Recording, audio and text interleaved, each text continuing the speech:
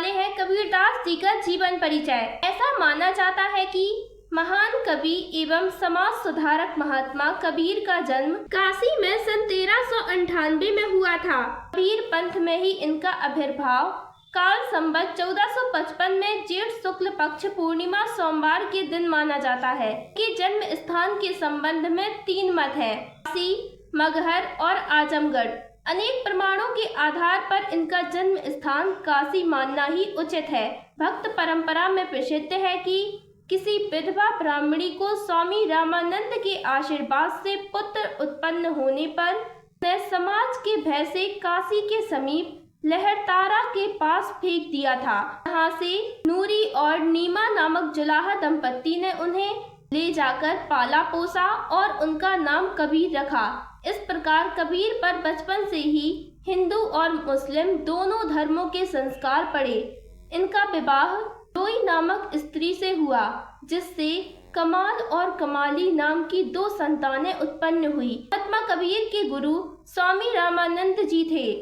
इनसे गुरु मंत्र पाकर ये संत महात्मा बन गए। जीवन के अंतिम दिनों में ये मगहर चले गए थे। उस समय यह धारणा प्रचलित थी कि काशी में मरने से व्यक्ति को स्वर्ग प्राप्त होता है और मगहर में मरने से नर्क।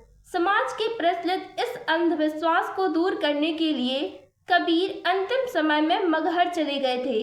कबीर की मृत्यु के संबंध में अनेक मत है, लेकिन कबीर परिचय ने लिखा हुआ है, मत सत्य प्रतीत होता है कि 20 वर्ष में ये चेतन हुए और 100 वर्ष तक भक्ति करने के बाद मुक्ति पाई। अर्थात कबीर ने 120 वर्ष की आयु पाई थी। संवत 1455 से 1575 तक 120 वर्ष ही होते हैं। कबीर पंथ के अनुसार इनकी मृत्यु काल संवत 1575 माह शुक्ल एकादशी बुधवार को माना जाता है। इनके सब का संस्कार किस विधि से हो, इस बात को लेकर हिंदू मुसलमानों में विवाद भी हुआ। हिंदू इनका दाह संस्कार करना चाहते थे और मुसलमान दफनाना चाहते थे। एक किंवदंती के अनुसार जब इनके शव पर से कफन उठाया गया तो शव के स्थान पर पुष्प राशि ही दिखाई दी, जिसे दोनों धर्मों के लोगों ने आधा आधा बांट लिया और दोनों संप्रदायों में उत्पन्न विवाद समाप्त हो गया। साहित्यिक सेवाएं। कबीर को शिक्षा प्राप्ति का अवसर नहीं प्राप्त हुआ था। उनकी काव्य प्रतिभा उनके गुरु रामानंद जी की कृपा से ही जायत हुई। अतः यह निर्विवाद रूप से सत्य है कि इन्होंने स्वयं अपनी रचनाओं को लिपिबद्ध नहीं किया।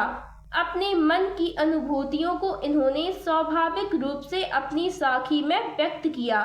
अनपढ़ होते हुए भी कबीर ने जो काव्य सामग्री प्रस्तुत की वह अत्यंत विश्वसनीय है। ये भावना को प्रबल अनुभूति से युक्त उत्कृष्ट रहस्यवादी समाज सुधारक, पाखंड के आलोचक तथा मानवता की भावना से ओतप्रोत भक्ति काल के कवि थे।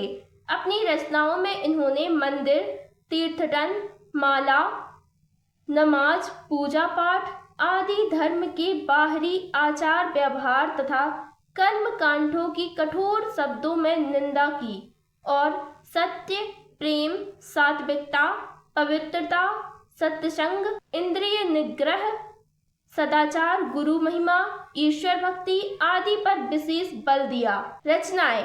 कबीर पढ़े लिखे नहीं थे, इन्होंने स्वयं स्वीकार किया है।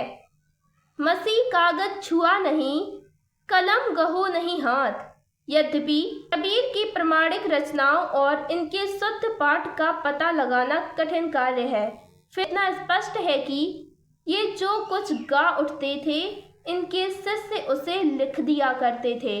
कबीर के शिष्य धर्मदास ने उनकी रचनाओं का बीजक नाम से संग्रह किया। इसके 3 भाग हैं। साखी शब्द रवैनी।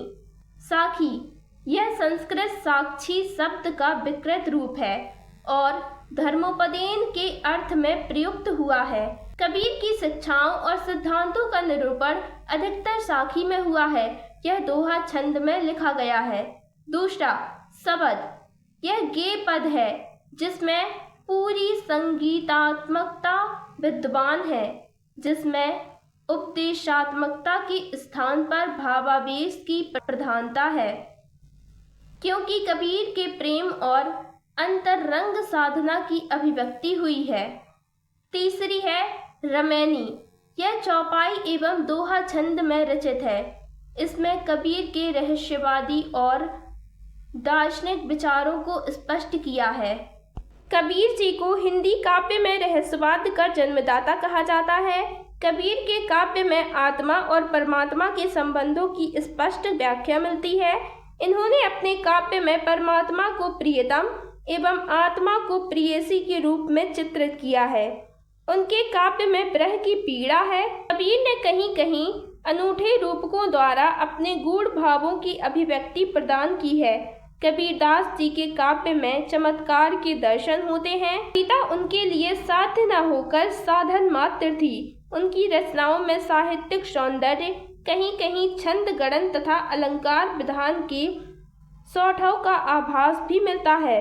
उनके काव्य में अनायास की मौलिक एवं सार्थक प्रतीकों, अन्योक्ति एवं रूपकों का सफल प्रयोग मिलता है। कबीरदास निर्गुण धारा के श्रेष्ठ कवि हैं।